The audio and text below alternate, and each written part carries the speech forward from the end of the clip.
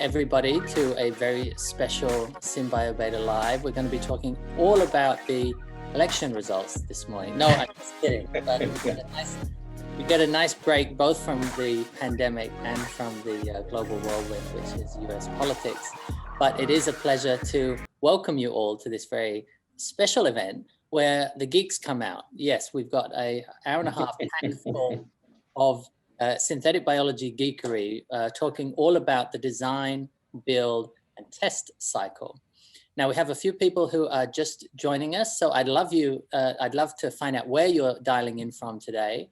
If you want to type it into the chat box so that everybody else can see it. That's something that we haven't done in a while because we haven't done one of these in a while. And I want to thank Beckman Coulter Life Sciences for their sponsorship of today's webinar. And in particular, we have Greg Milosevich, who's going to be speaking very shortly about an exciting new product that's coming down the pipeline. So Greg's going to be telling us about that very shortly. Then we're going to be having a panel discussion. I have esteemed colleagues, Rich Ellson from Beckman Coulter Life Sciences, and you may know Rich from his previous, he was the founder of LabSite and the very exciting Echo product.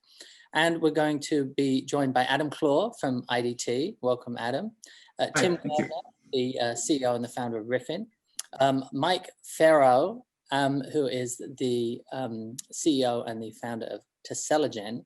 And Stephen Tate. And Stephen, it's incredibly embarrassing of me, and I can't remember, Sciex, apologies. Not looking at my notes. So thank you, Stephen Tate, for joining us from Sciex as well. So we're going to be having a very interesting panel discussion to talk about the design, build, test cycle and what we can do to speed up the flow through that. And then afterwards, we've got some very exciting breakout sessions. And these are the most interactive breakout sessions that you're going to see. We've got Google Docs flying around, and we want to hear your feedback on the design process if you want to join that working group, on the build process if you want to join that working group, or on the test process if you want to join that working group. So I see a lot of people dialing in from all over the world. So great, thank you all, and welcome some old friends and some new friends. I see from somebody from Tartu, Estonia, dialing in. So with that, Greg, I'd love to pass over to you. Greg is the president of Beckman Coulter Life Sciences, and Greg is going to tell us about a very exciting product launch that's going to be happening next year. Thanks, John. I think we're good. We have a PowerPoint presentation to share. And I'm getting the bandwidth warning sign, so I'm going to go off of video here. But before I do that, good morning, good afternoon, and good evening to all of you. John, thank you for the opportunity to present what Beckman Coulter has been up to in the world of synthetic biology. And we have, again, as you pointed out, we got some exciting new technologies we're bringing to market here in 2021. I want to share some insights on that with you. So with that, let's go ahead and get started. So first off, a little background here about Beckman Coulter Life Sciences. So we've got products that are organized in two fundamental business units. First is our biotechnology business unit that really has a centrifugation product line. We have a broad range of automated liquid handlers, particle and cell analyzers, and genomic reagents. And then we have a flow cytometry BU that is really purely focused on flow cytometry and reagents used in research and IVD clinical applications. So how we win and how we address customers is really, we are a product focused company, but we like to think of ourselves as workflow solution providers. We have a broad team of associates that are working with customers in labs to help accelerate workflows and help solve those bottlenecks that happen day to day. We've got an 85-year track record as a trusted brand and reliability. And when I talk about our structure here, you'll see how we have a very high touch organizational structure here. Our target markets are very concise. We tend to focus on markets that are very attractive in the sense that they are high growth and they have sustainability. So we tend to focus on markets that are going to be very sustainable over the long haul. And then we invest heavily in those markets. So that includes synthetic biology, which is why we're here today, our biopharma research and R&D markets, including manufacturing, clinical research and diagnostics, and our genomics and academic, government and academic research segments as well. The key drivers of our business, significant investments or allocation of investments in critical applications in the biopharma pipeline, we play there. Or accelerating life sciences from an R&D manufacturing point of view. The RA, QA, QC regulatory requirements are changing dramatically. And so we are heavily involved in that, those changes and being able to be a solution provider as those changes occur. And again, government funding, really high level in the molecular biology space, we play there. And then advancements in personalized medicine here. The market size we play in with our portfolio is roughly $6 billion.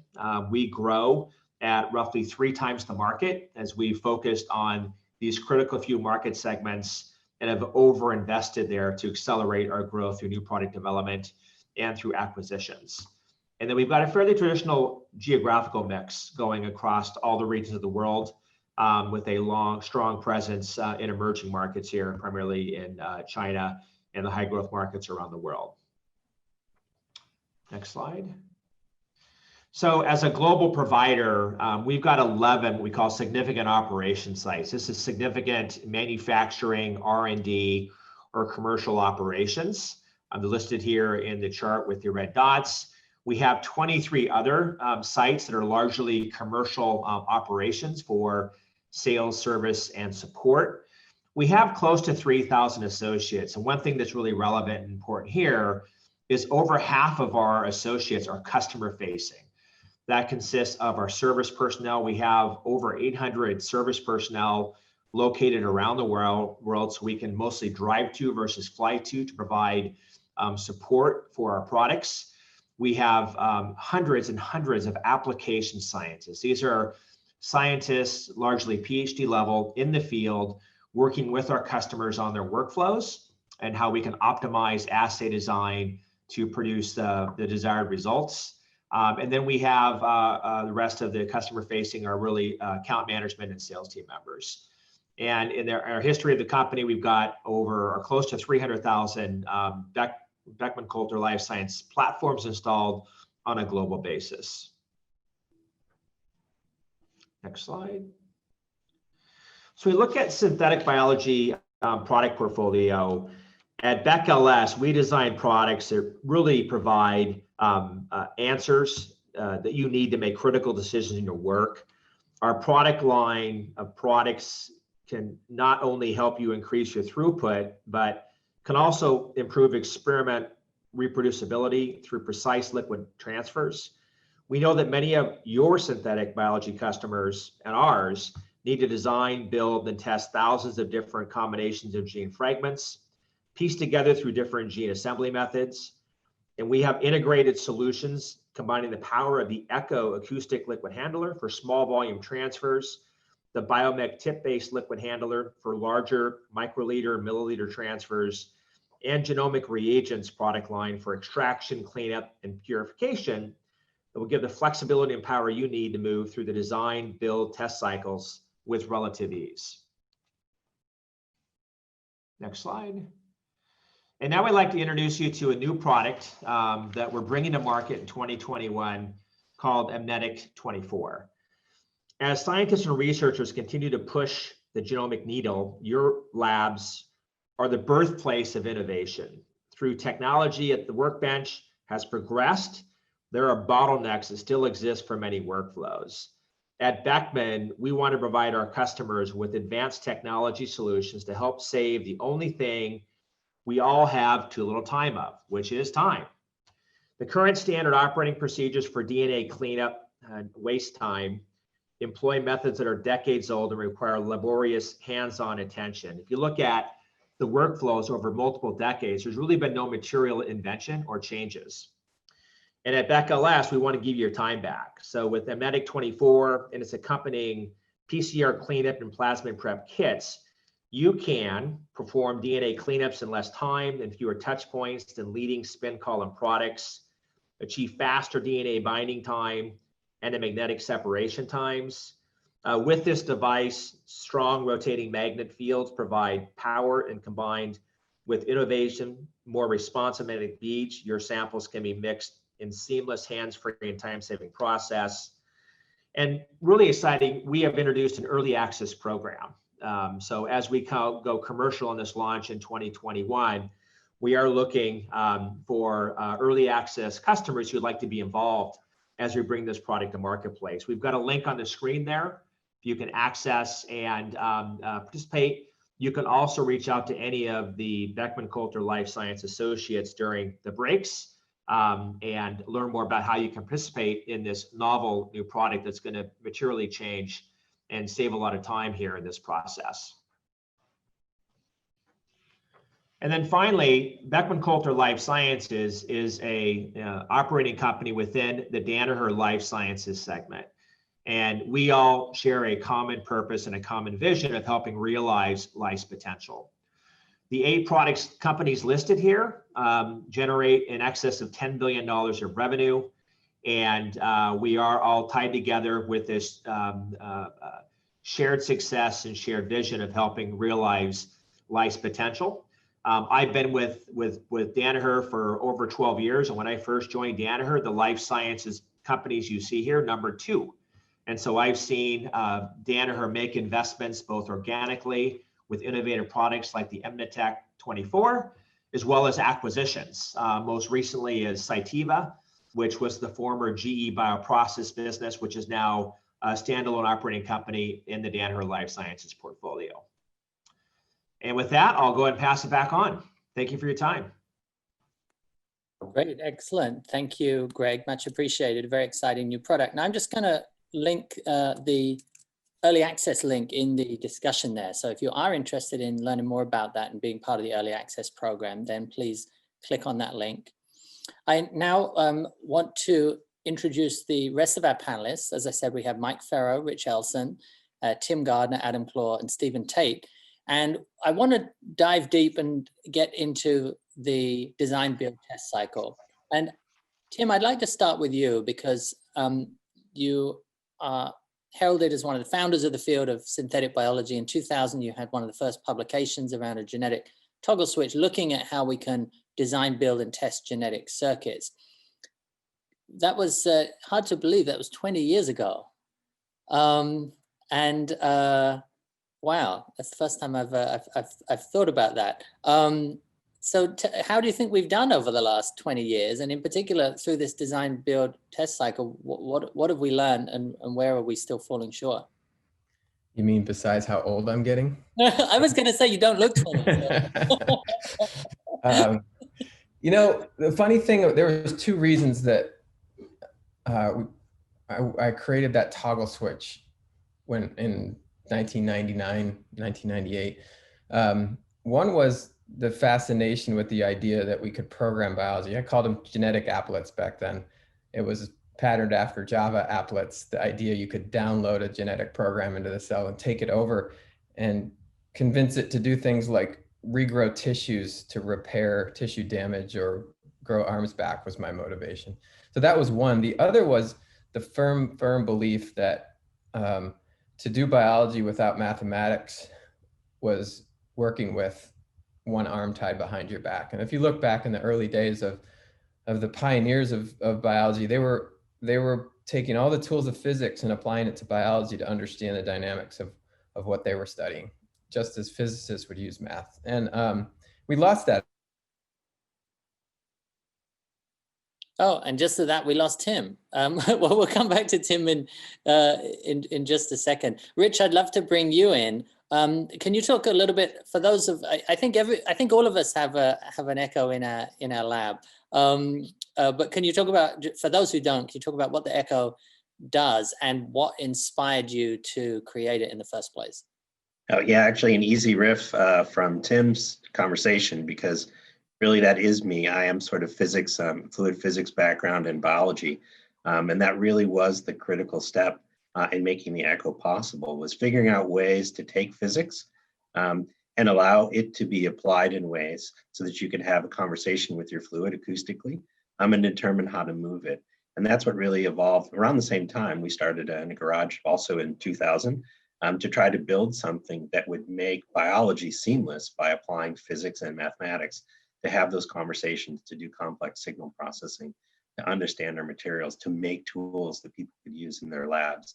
And again, our goal actually was to make sort of the physics and the math invisible to allow you to do your biology, because biology is hard enough. You don't need to worry about all the equations that I worry about or all the acoustical physics that we worry about. What you want is a tool that does what you ask it to do. And that's really how the Echo was born. And working with key opinion leaders to understand the workflows, that was really critical in making sure that we had a tool that had the flexibility to do what people wanted. So working with folks in the early days and in the emergence of synthetic biology was key in understanding how to make that tool so that it could work with the broad range of materials that people want to do, and also be able to move materials around from place to place to get to the complexity of what was required to make synthetic biology groundwork. And that's actually allowed the Echo to be really ubiquitous in a lot of synthetic biology labs. But ubiquitous in terms of its presence, but not that people were obsessed with figuring out how to make it do what they wanted. It was more of a focus on what can I do? It was a shift of focus to the workflow, with the tool being there to be a platform for those things to be applied. Great, excellent. Tim, sorry we lost you. Do you want to just pick up on that point? Yeah. Digitizing by. Well, I was here the whole time. I don't know what happened, but that was a great save, Rich. So I'll just pick up on what he said, complexity, and that was where I was going. The math helps you deal with complexity in a way that carries you way beyond what your brain's capable of holding in its head. I was saying to John before the panel, you cannot imagine in your head 4 dimensions or 5 dimensions or 6 dimensions. We don't have the mental tools to actually think about what 6-dimensional space looks like. But biology lives in n-dimensional space, hundreds and hundreds of variables, and you need math to deal with that.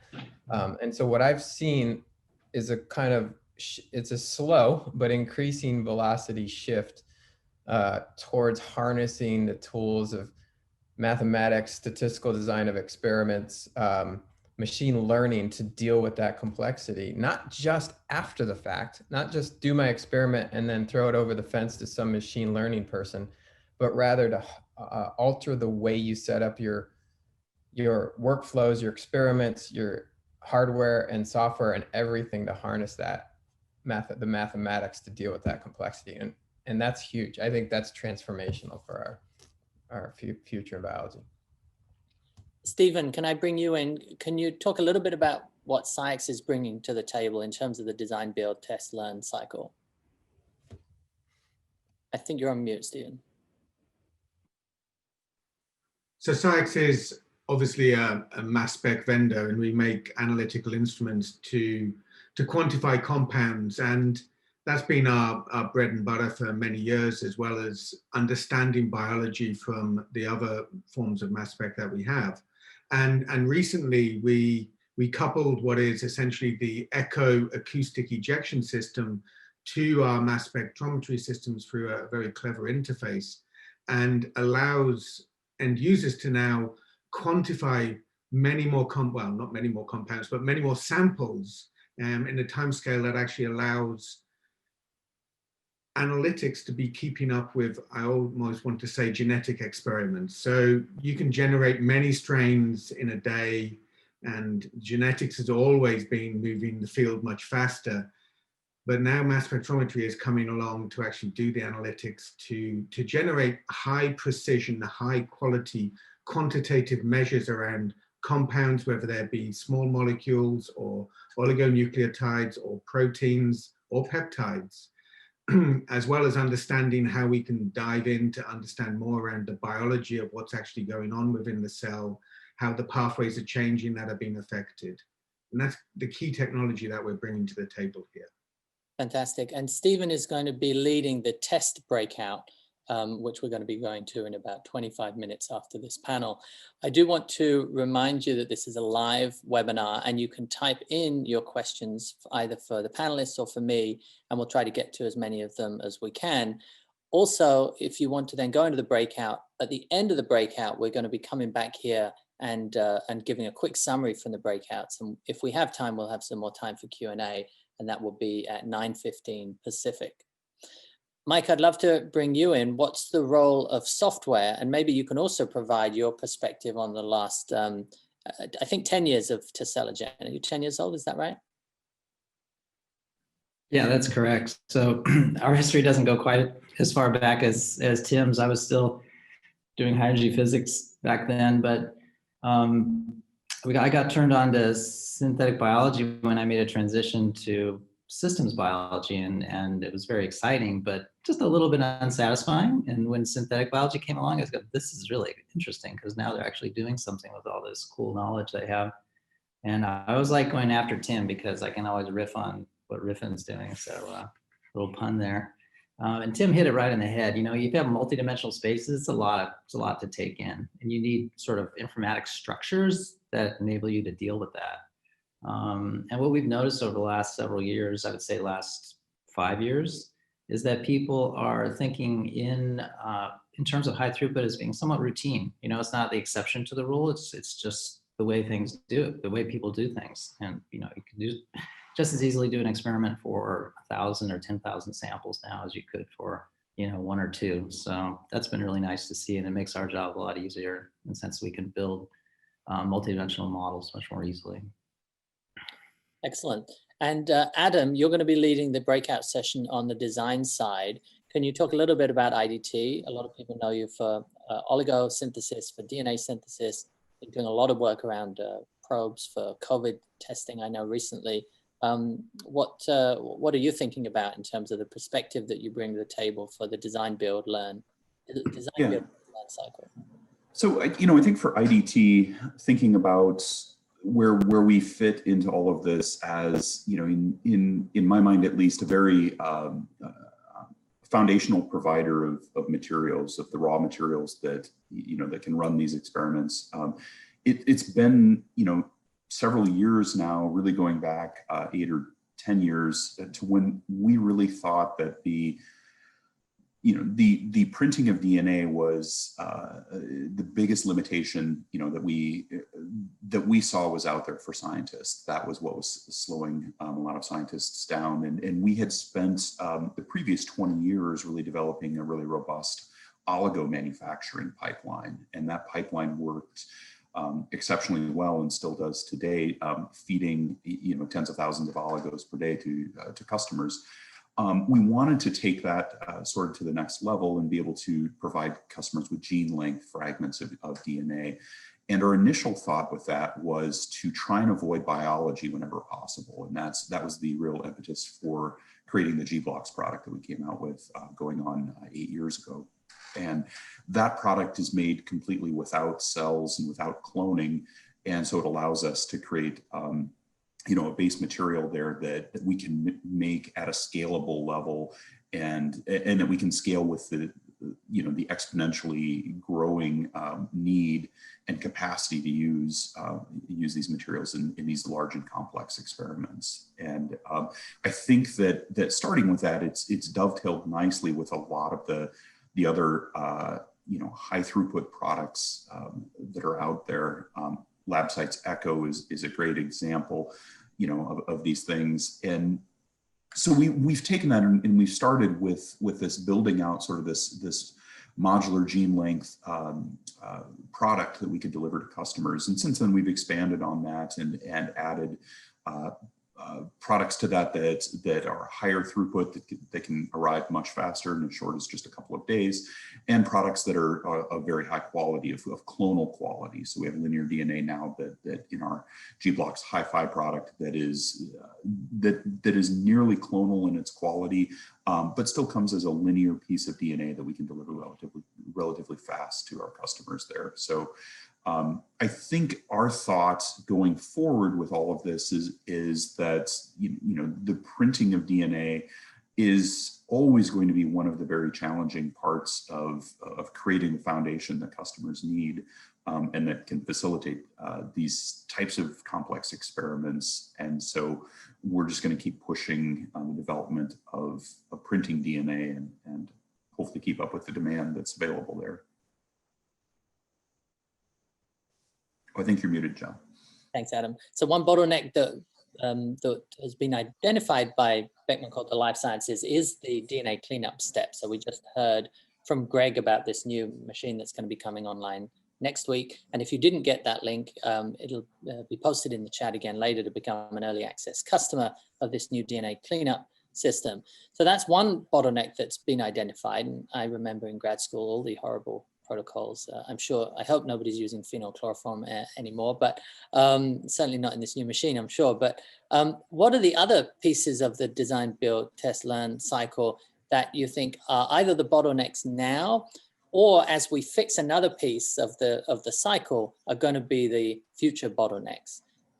Rich, maybe do you want to take that? Sure. Yeah, I think that's going to be a big topic in our build session, to dive into deep there. And the goal will be to really understand what are the bottlenecks and how do they impact your process.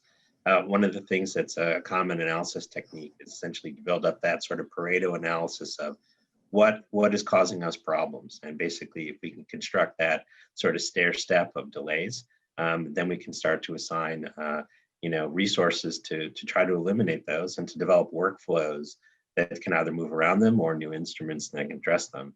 I think as you heard from Greg, that's really been a focus at Beckman Coulter to figure out how to get those new instruments out to address the new workflows. It's one of the reasons I think we were a good fit and were acquired by Beckman Coulter, as we were very like-minded. And that was really the evolution of the Echo, was to allow you to address those new workflows with flexibility and miniaturization. And I think some processes which aren't necessarily amenable to those two as solutions, like the cleanup step with magnetics that you heard about, is another way. But I think this synthetic biology can benefit from these new types of processes to eliminate them, but really articulating what they are is sort of step one in solving those problems. And I think what's been really exciting to me is that bringing physics into the equation to help solve biology and actually make it all work because we can model it mathematically has been an extremely powerful combination. And it's sort of these kinds of groups and panels that are great ways for us to learn how to do that, to understand the problems and then come up with creative solutions. For me, the biggest joy has been going out and talking to customers and finding out what those problems are and figuring out how to combine things to create new workflows. We've been to a lot of customers with the Echo and they said, well, I want to change this one part of my process because it'll make things better. And by the time you're gone, they're like, no, forget all that. That was all wrong. What I really want to do is this. I just didn't know I could do that. And now that you told me I could do that, forget it. I'm blowing up my workflow and I'm redoing everything. And I think that's what's exciting in this industry as we see that happening. Because we can change supply chain, we can change the materials that we can build, we can make bigger oligos, we can do faster testing. We can do the complexity of marrying lots of different materials into one well with the Echo. And it's really those synergies that make synthetic biology the exciting place that it is. And that's sort of what we want to learn today, how to use each of the three phases to blow up workflows and make them all work better. Great, thank you, Rich. And I just pasted in the questions that you're going to be leading with into your breakout session, and I'll paste in the others shortly. So very interesting breakout session. Does anybody else want to come in and comment on that, talk about other bottlenecks? If you do, just unmute yourself and I will call on you. One of the thoughts that I have is part of the, one of the bottlenecks is actually communicating out to the people who are doing the work that there are these different methods and tools and technologies available. I'm sure we've all been to labs where things are just happening that they feel like they're the 1970s because the same things are happening. And that's one of the problems with biology, that we tend to just stick with what works a lot of the time. But I'm interested in thinking about the validation of successful gene editing. That's certainly one thing that's that we've been seeing a huge growth in. Many people doing CRISPR-based gene editing, Cas9 or other Cas enzymes, and then also gene assembly. So, Rich, any comments on that? I see that you've unmuted yourself. Oh, no, sorry, I just didn't turn off from last time. Okay. I'll let some of my other panelists answer that one after my long soliloquy previously. Adam. Yeah, I think you really, kind of hit the nail on the head with the idea of communication here. And this is one of the things that I think is the most useful in talking to customers as well is we rarely have the ability to manufacture exactly what everyone would want in an ideal scenario. So a lot of our job is trying to understand where there's flexibility in experiments and maximizing the manufacturability and still have it, obviously meet the experimental needs and designs of the customer. So having that type of communication and understanding those things and being able to communicate, what we can make, and not just what we can make, but what we can make really robustly, so that these large data sets and large experiments can be built, I think is one of the more challenging aspects of what we do. And I think that that's a problem that still has a need to be addressed there. There's a lot of different ways to do that with a lot of different collaborations and a lot of different projects, and figuring out a really succinct way to communicate where flexibility can exist and where flexibility cannot exist, and in understanding that is one of the things that we spend a lot of manual time doing. So I think that's one of the bottlenecks that still exists, and that's probably the biggest one that I see. Thanks, Adam. Mike?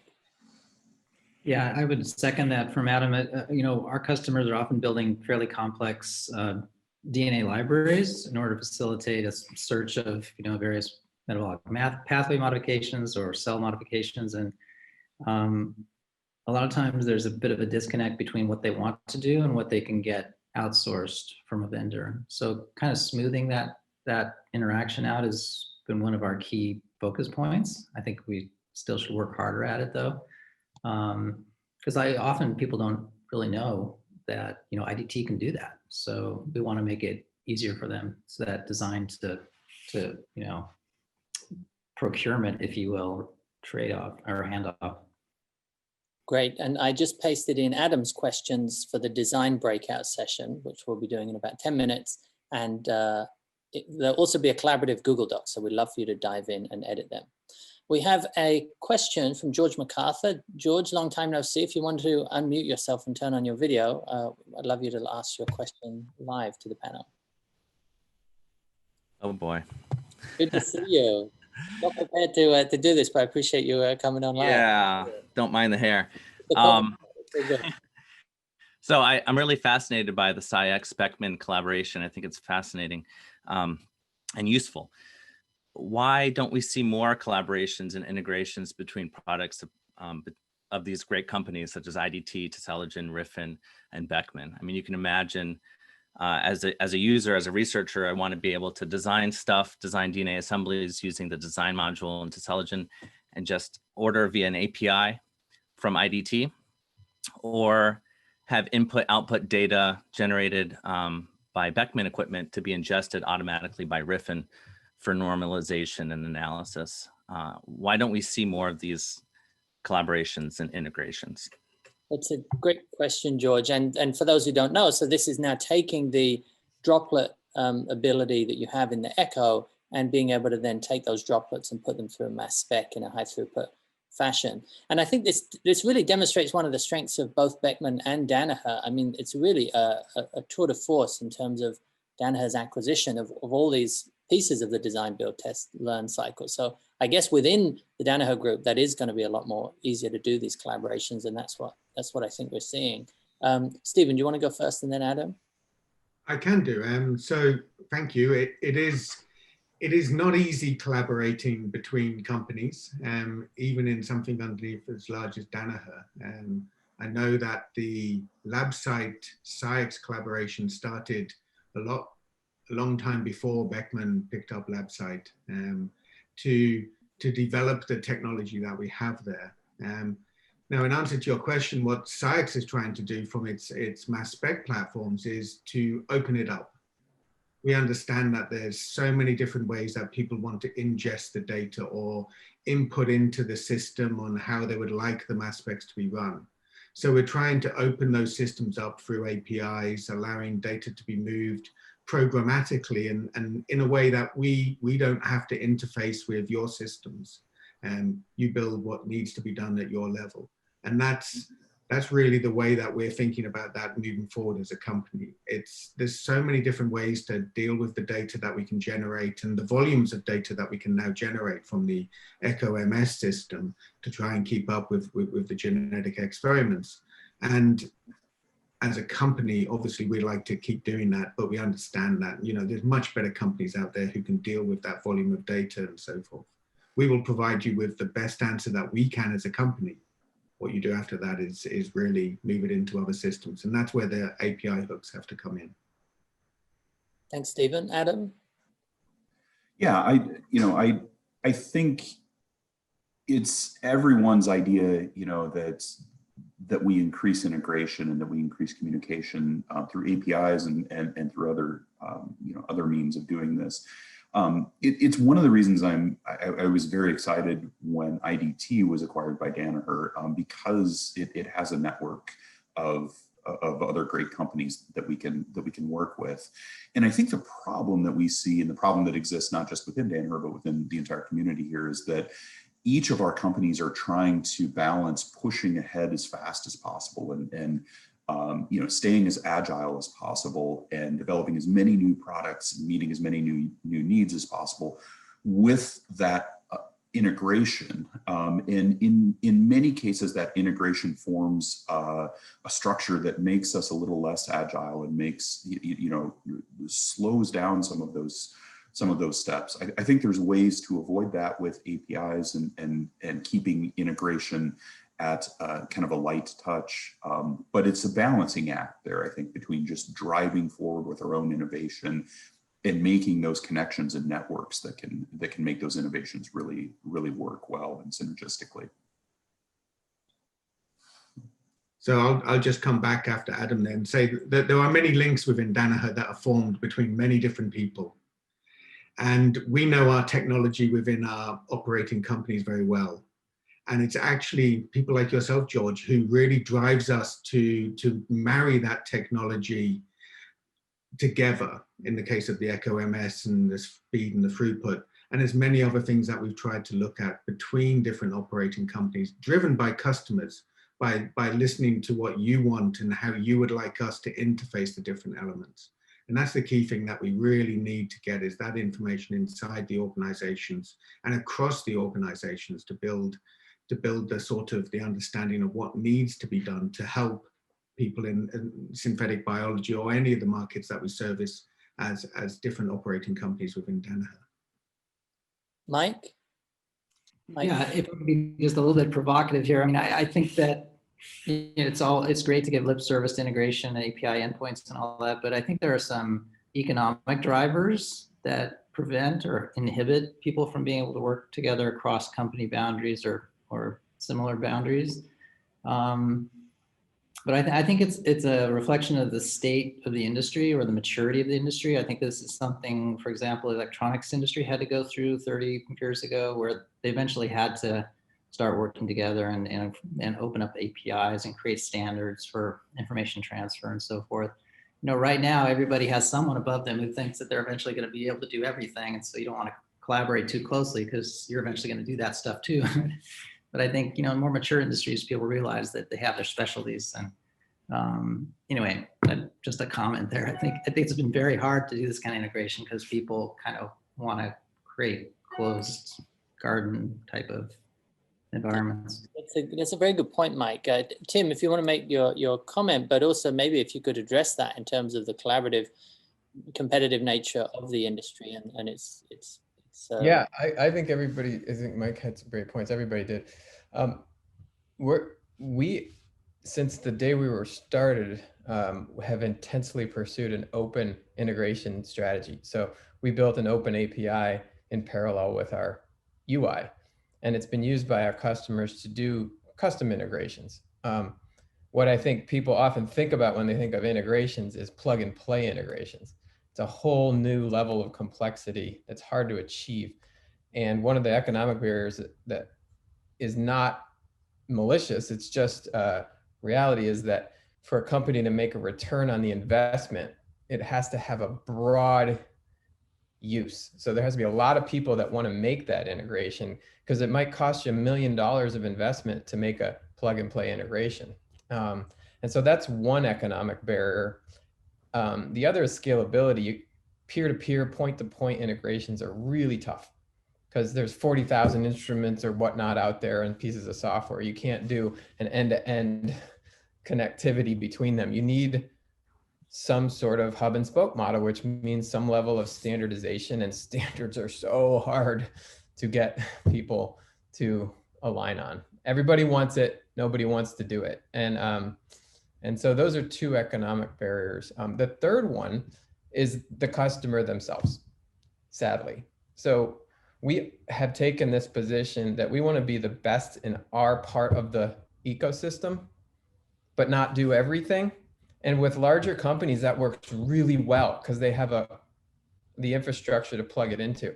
You go to smaller companies and they say, no, I don't want to buy 3 pieces of technology. I just want one system that does everything. And what you get is a system that does everything really badly.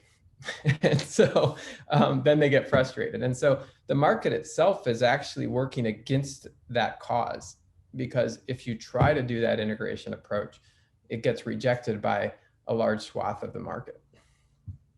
Mike, you want to respond? Yeah, I don't want to get too geeky here, but I guess we are sort of geeky. Yeah, there are technologies coming, and I'm sure folks here know about them, that came out of like Internet of Things and various ways to hook things together that are going to make it a lot easier to do integrations, and it's going to become much more practical and realistic. Basically tools to allow people to self-integrate with other APIs and so forth. So I think those things are coming, and it's going to make it a lot easier. And if people are interested in knowing a little bit more about what I'm talking about, they can shoot me an email or hit me up in the chat box. Excellent. Thank you, Mike. And thank you to all of our panelists. That was a fascinating discussion as we go around the design, build, test, learn cycle.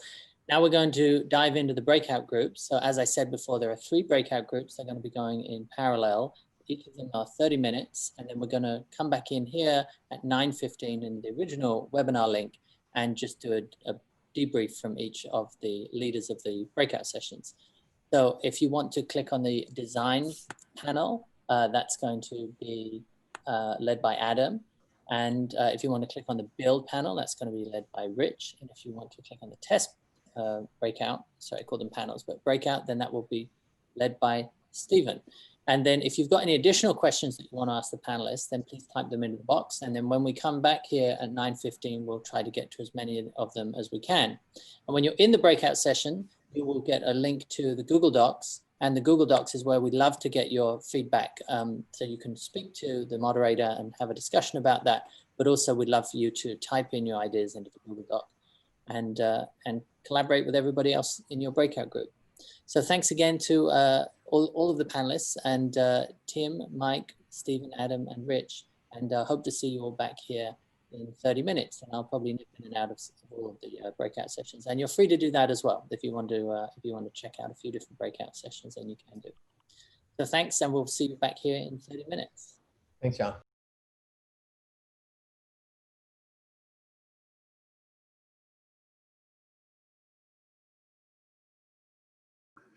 Well, as people are funneling in here, in the design session here, we had discussions about some manufacturability, and then just towards the end, I started talking about taking into consideration biosecurity and safety in designs. And I think that's an extremely important aspect of this. It's something that we take very seriously at IDT. We're one of the founding members of the International Gene Synthesis Consortium, which is a group that developed the earliest screening protocols to screen for a lot of different aspects of sequences that could be toxic, or that could provide safety hazards, or they could be used for dual use. And so we screen all of our double-stranded products using that process. And I think one of the other really nice tools, or one of the really nice organizations that has really done a good job with this is iGEM, who takes a huge component of what they do and of the design and the experiments that the participants work through. And they spend a lot of time with those teams and with those participants to try and understand safety and to teach safety in these designs. And I think that's, it's a very critical aspect of, of everything that we're doing here. Thank you, Adam, and thank you, Mike. So we are now regrouping after these breakout sessions. I hope that folks enjoyed them. If we could post again the links to the Google Docs that people were filling out. I think some sessions have them filled out, some sessions less so. So if there's any additional comments that you'd like to add, then please jump into the Google Docs and fill them out as we go. And I just want to do a quick wrap up. Rich, can we start with you? Any big ahas or any big takeaways from the breakout session? You were doing the build session, if I remember correctly. Yeah, I think our conversation focused on sort of two elements that were major. One was really how to deal with extracting materials. So after you actually build something and transfer them out to do colony picking was one of our conversations. And I think just it's a complicated process that people want to optimize. So we talked a bit about how we could do that and deal with the density issues, make sure that we had good representations. The other one was really dealing with the general noise and stochastic nature of what we do, and how to make sure that you could actually design experiments and use existing tools to basically understand the variability of the biological process and work with that to come up with ways to optimize. We also had some comments about how miniaturization of the process with the echo can actually remove some of that noise. We've seen that a lot of times the noise could be from conventional liquid handling in some cases when you miniaturize, but often it's just the nature that if reactions are done in larger volumes, there's more variability. So sometimes miniaturization can be an answer to noise. And those I think were some of the highlights, I think of what was shared today. Excellent. Thank you, Rich. And if you have any questions that you want to ask any of our panelists live, then please do so. Type them in the box or raise your hand and I'll bring you into the conversation. Stephen, what was the report back from the test breakout session? How did that go? So about that, I lost my unmute icon. It was actually very good. There was a good discussion around the role of analytical technology in the test, and Rich, you'd be glad to hear that Echo and Echo MS was very, very popular in the discussion there about how it could transform the analytical, let's say, pipeline that's needed to generate data fast enough. One of the big, let's say, areas that we were just really getting to on the end there was how those measurements are transferred to the next phase, the scale-up phase, and how useful they are, and really does the technology also transfer to that phase as well. So it was a good discussion around what technology might be needed and how that would look forward for that as well. And certainly it was felt, at least by some of the people in the group there, that there is need for more technology in that space and understanding what's going on as the fermentation scales up itself. Fantastic. Great. Thank you, Stephen. And then I guess we're going in reverse order. Adam, how was the design breakout? Yeah, it was good. We had a good discussion. I think a lot of our discussion centered around, just how do we make that communication between what is the experimental design, what is the researcher trying to test, and what can we make as a DNA synthesis company. And also, in the design part of that, speaking with TeselaGen and with Mike here, how can we facilitate these conversations back and forth? And I think one of the big takeaways here is that earlier conversations that we can have with researchers and with people that are doing experimental design can be very beneficial. If we can find areas where there is flexibility, where there is the ability to rearrange or optimize or do things like that, or even just have some flexibility so that as we begin manufacturing something, if we run into problems, which especially on the biology side are often hard to predict at the onset, when we encounter those problems, we can come back to the customer with a solution rather than simply with and I'm sorry I can't make this. So there's some real, I think there's some real opportunities there. And I think those opportunities exist both within IDT and within companies like TeselaGen, who can also help in understanding and conveying sort of the complexities and the ways we can get around those complexities. The other thing that we mentioned was bringing up standards in this, and SBOL was one of the standards that was brought up. This is a standardization that exists that gives researchers the ability to annotate sequences and to provide metadata with sequences that can inform us as a manufacturer and can also inform collaborators and colleagues, of the details that go along with the DNA besides just the sequence. Excellent, great. And that's the synthetic biology ontology language, is that right? Or open language, SBOL? I can't remember exactly what the acronym. I think synthetic biology open language is the acronym there. Great. If anyone's interested in that, I can put anyone in touch with Jake Beal, who is the one of the founders of SBOL. Wonderful. Arturo, would you like to ask your question live? Let me see if I can bring you in here. Arturo Cassini, I'd love if you could.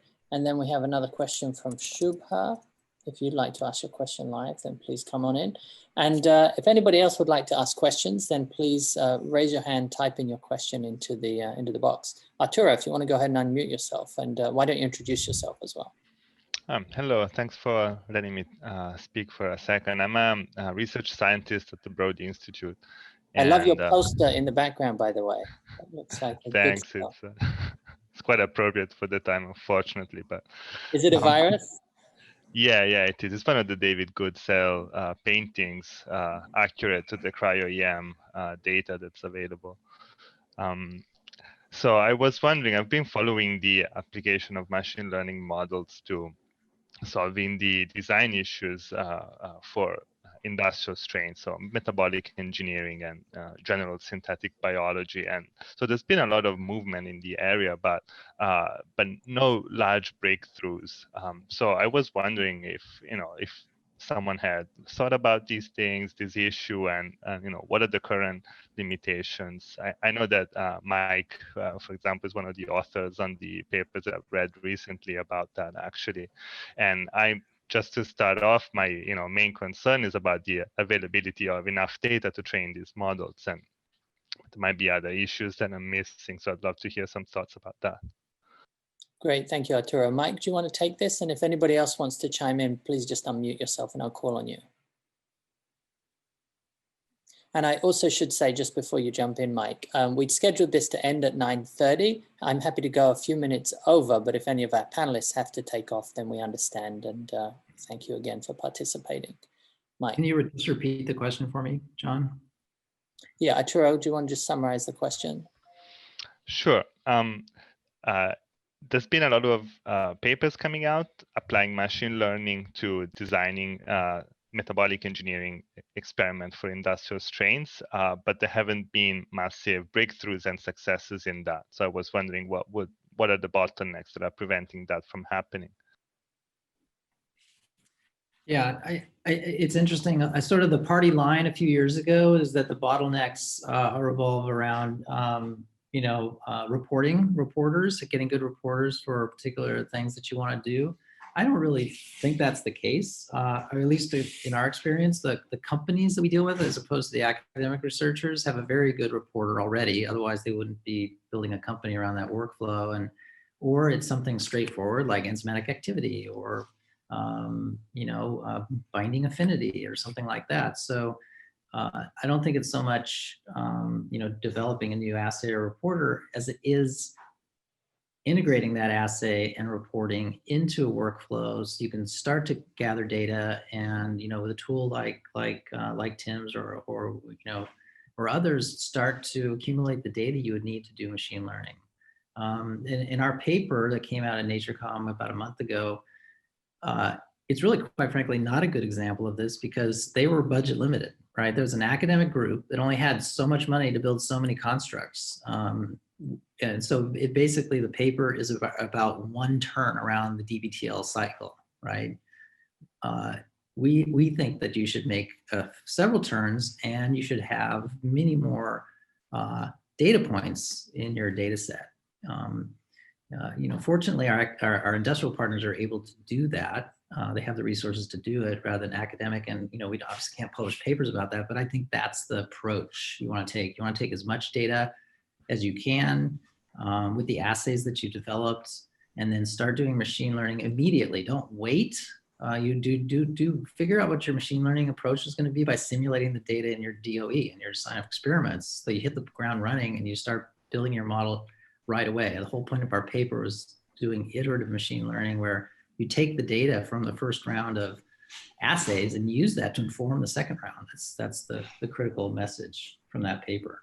So I don't know, that was kind of stream of consciousness. I don't know if I answered your question, Arturo, but that's kind of what I think of when I think about it. I would just mention here at IDT too, we've dabbled in this a bit. We have obviously a pretty rich data set of sequences that we've made or failed to make that we can use machine learning to predict success and failure of things, and that generally works quite well. The problem that we've ran into with that is you can predict success and failure with it, but being able to tease apart and to inform someone of why it failed, and more importantly, what you could do to make it different and make it work better, doesn't work as well with at least some of the more simple machine learning algorithms that are out there. Yeah, and Adam, I mean, there's little circles of optimization here. I think you're talking about the optimization of getting a construct built, right? Yes, yeah, and so very much from just the manufacturing side of it. Right, and so there's like a little optimization loop there. So you want to get DNA that will build, that you can clone it, that it'll go into the organism, all that kind of just very practical stuff to make sure that works. So there are optimizations, and even maybe a role for machine learning there within companies to try to within companies like IDT to try to figure out what the model is for what works the best. What we're generally talking about when we talk about optimization is not that. It's about the bigger loop that goes around to the assay that gives you the phenotype, the output, the holy grail of what it is you're trying to do, and then relating that to the inputs. Sure, and that definitely a much bigger and more complex issue than what we're dealing with here. Yeah, and then it's frankly, it's where machine learning is really helpful, because you have that black box of biology in the middle, and machine learning is all about modeling that unknown relationship between inputs and outputs. So it's actually quite amenable to that kind of problem if you pose the question correctly. Yeah, just a quick comment. I think there's some lessons to be learned from the chemical synthesis space. I think they've had a similar problem inside big companies where you can do lots of combinatorial experiments. You can build the data set with consistent formats to support machine learning. But if you want to take data from disparate publications, design some engine to go scrape data from peer-reviewed publications to inform your work, it gets to be very difficult because people don't have a standard way of describing all the steps that they use in chemical synthesis. So I think there's an importance for a common language for describing what it is that you're doing so that it can actually be synthesized in as valid inputs into machine learning. If you ask Mike to go have his software go out and figure out things in the space, and they have to do a lot of data correction, to really re-annotate all the data to convert it into format. As soon as it becomes manual, it's a big bottleneck. And that's a very good point, Rich, because basically every machine learning exercise we do is a one-off. I mean, all is not lost because of things like the echo and high throughput, you can basically have all the data you need. That's not the issue. But you cannot really very easily use that data to build a model that will translate to someone else's problem. Yeah. So there's great data like coming out of Arturo's lab. There's brilliant people over at the Broad. There's brilliant people at JGI, and even in the commercial papers published by commercial companies. But how do we synthesize those, as valid inputs and allow them? And maybe it's an interesting opportunity, I think, for SynBioBeta, John, is to think about how we could actually establish a standard for publishing that data so that we can actually facilitate shared knowledge into machine learning. It must It's a be great idea. possible, because if you think about the field of genomics research and the machine learning that's applied to gene sequencing data that's out there, I know that may be somewhat similar, there's less metadata requirements and so forth, but they can build a lot of very cool models now based around, you know, the 30,000, 40,000 patient sequencing events that have been done in the field. And it has to be possible. There are brains out there that are better than mine to think about that one, I can tell you that much. Great, great John, question. I think you know who all those brains are, so maybe you can call us all together and we can develop the standard. Well, that's a great segue, just to tell you all how much I'm enjoying geeking out with all of you about this design, build, test, learn cycle, and now talking about machine learning and design of experiments for the machine learning. Thanks to Beckman Coulter Life Sciences for sponsoring today's show. If you would like to bring together anybody in our community to geek out and talk about these topics, then please reach out to Anissa, and Anissa can post her email address into the chat. And we have 2 of these coming up in the next couple of months. One is with TeselaGen, and the other one is with Stradio. So we've got Lab in the Cloud coming up. Shubha, I was going to call upon you, but maybe you had to get back to your experiments. You couldn't get more closer to the voice of the customer than somebody dialing in from the lab to ask their question. Go for it, Shubha, if you want to ask your question. Oh, you're on mute, I think.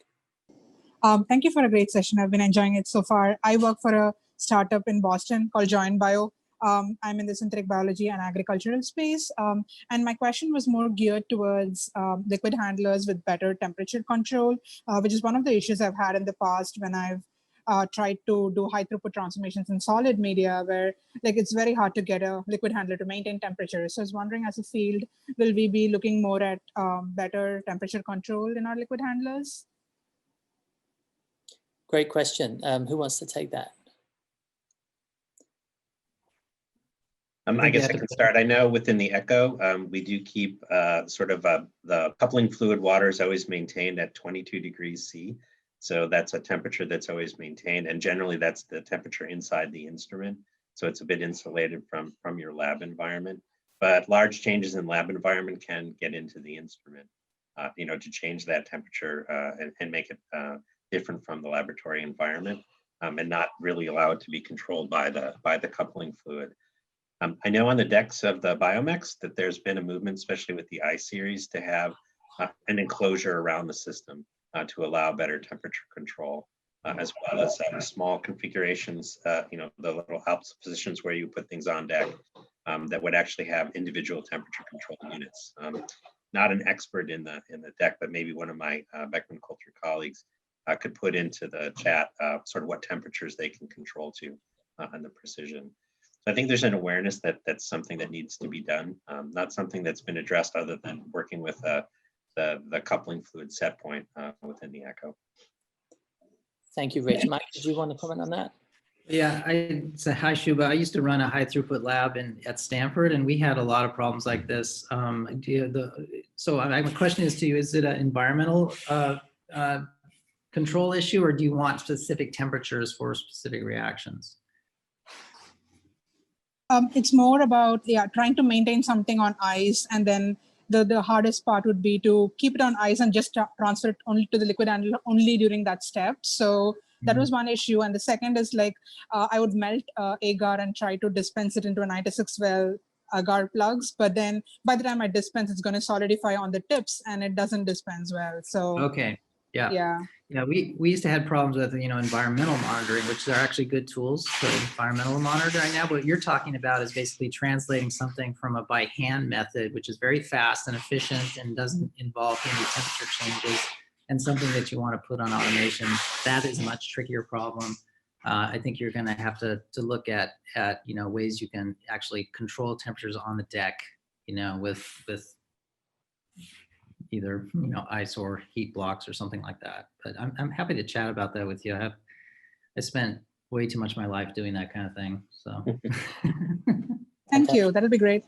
Thanks, Shubha. And if either of you wants to post in your email address into the chat, and that's probably the best way for you to connect. We're going to take one last question before we wrap up here. Christopher, if you'd like to introduce yourself and then ask your question to the panelists, please. Sure. I'm Chris Petzold from the Joint Bioenergy Institute in the Agile Biofoundry. And I wanted to comment firstly on Arturo's question, kind of adding to what Mike and Adam was saying. I think a lot of the bottlenecks for machine learning problems and projects are the fact that machine learning is kind of added after the fact. You've got a lot of data, then you said, let's do machine learning on this. And so finding ways to integrate it at the beginning of the project so that you can actually really make a smooth transition there, I think is really a key component to making that more useful. And I guess my question is mostly towards Mike and Tim and with respect to capturing metadata to support a lot of these high throughput and large scale big data experiments. And can you speak to revolutions and or gradual steps towards solving that problem, please? Yeah, so that is what, so Riffyn exists because of the belief that we haven't spent enough time developing data systems to support experiments as a thing. Like the experiment is almost an afterthought. It's like, I want to get an outcome and I've got to make stuff for the experiment, but how I do the experiment, whatever, you know, that figures itself out. And then there's also this notion that if you put a sample in a machine, this machine will give an accurate result. No matter how you handle the sample, no matter how you calibrate the machine or anything else, because it's just sort of this magic box. And so once data is generated, it ends up in a spreadsheet or it ends up in a database and suddenly it's gold. But a lot of that data is not useful because it lacks the metadata, because it hasn't been connected to the series of operations that generate it. And because frankly, the variance and quality of the data is really low. Might have come out of a good machine, but your sample handling sucked. And so it's just garbage. And so we've actually built a system that prioritizes the experiment as an object. It is in some sense the most important object. And by elevating its importance as a designable thing, you get two things out of it. You get transferability of your knowledge of how you did that in the same way you can transfer source code around for software, because it's completely explicit and completely clear and unambiguous. You also get the metadata for free. So you've already put the metadata on your process in a sense, because on your experiments, because you've designed the experiment and a lot of the metadata is implicit in that or explicit in that experimental design. And then you attach the data, measurement data to it, it all comes together into one cohesive whole. So instead of collecting a bunch of data, cleaning it up, adding your metadata after the fact, it's kind of reversed. Your metadata comes into the experiment, it guides how you do the work, and then when you collect the data, you're just filling in the gaps around this infrastructure created by your metadata. So at the end of the day with Riffyn, you end up with a package of process, experiment design, and actual measurements that is instantly analyzable by machine learning. And again, to summarize that, it's because we start with the experiment as the most important thing. It is the object of interest. Yeah, and I guess I would just add to that, Tim, that's really good for capturing that all important metadata that frames the experiment. But then there's the issue of provenance and what actually happened during the experiment. And I guess my answer to that would be automate everything as much as you can. And we used to automate microscopes, and we didn't let people take their cool picture until they put in, certain metadata, or we collected that metadata automatically from the microscope. Yeah, I would just automate it in as much of that kind of metadata input as possible. If you have a choice to automate it. Don't leave it up to the user. And then of course, in a workflow, don't let the workflow progress until the data has been entered. Sage advice. Thank you, Mike Fero, CEO, founder of TeselaGen, Adam Clore at IDT, Rich Ellson at Beckman Coulter Life Sciences, and Tim Gardner at Riffyn, and also Stephen from Sciex. This has been a really fun event. I hope that you've enjoyed it too. We'll be sending out a feedback form, so we'd love to get your feedback on what we could do better next time and on the breakout groups and if you enjoyed them. Thanks to Beckman Coulter Life Sciences, and in particular to Greg Milosevich for telling us about this exciting DNA purification platform that's going to be coming next year, the EMnetik 24. And I just posted the link into the chat, so if you haven't signed up for the early access program, then please do. And we will see you again soon on one of these fun SynBioBeta webinars. So thanks again for taking part. Thank you, everybody. Thank you, John, for having us. Thanks, everyone. Enjoy the rest of your Wednesday. Cheers. Bye-bye now. Everybody. Bye-bye. Thanks.